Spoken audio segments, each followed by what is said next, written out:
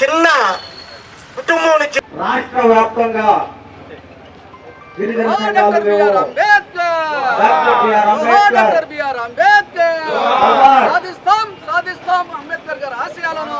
సాధిస్తాం నీలకంఠరావు గారి ఆశయాలను గిరిజన సంఘాల ఐక్యత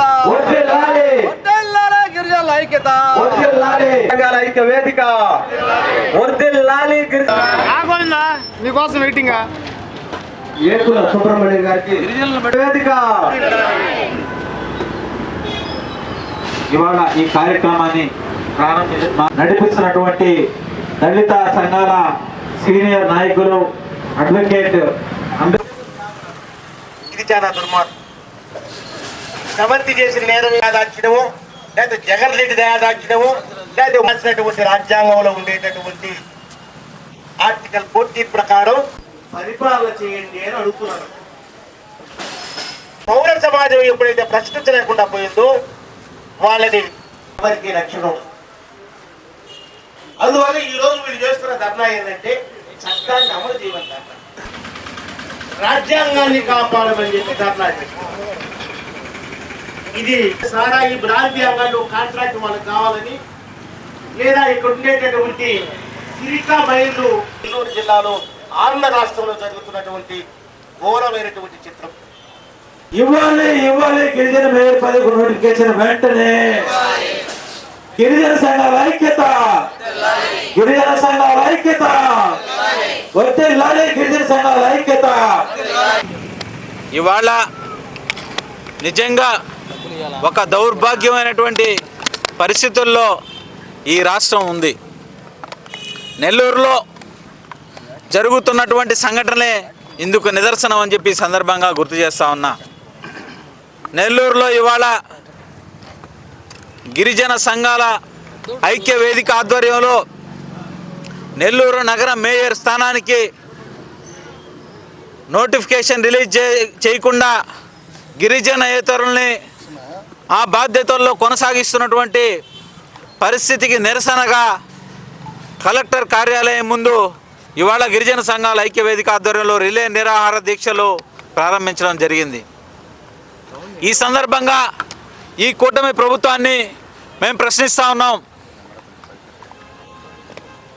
ఇదే రాష్ట్రం, ఇదే ముఖ్యమంత్రి, ఇదే మున్సిపల్ శాఖ మంత్రి ఉన్నటువంటి ఆంధ్రప్రదేశ్ రాష్ట్రంలో వైజాగ్లో 10 రోజులకు వచ్చినటువంటి నోటిఫికేషన్ నెల్లూరులో నెల 15 రోజులు అవుతున్నప్పటికీ ఎందుకు రాలేదు అని చెప్పి ఈ కూటమి పెద్దల్ని మేము ప్రశ్నిస్తూ ఉన్నాం. సిగ్గుందా మీకు అని అడుగుతా ఉన్నాం. పొంగూరు నారాయణ మున్సిపల్ శాఖ మంత్రి, నెల్లూరు స్థానిక మంత్రివర్యులు నిజంగా గిరిజనుల ఎంగిలి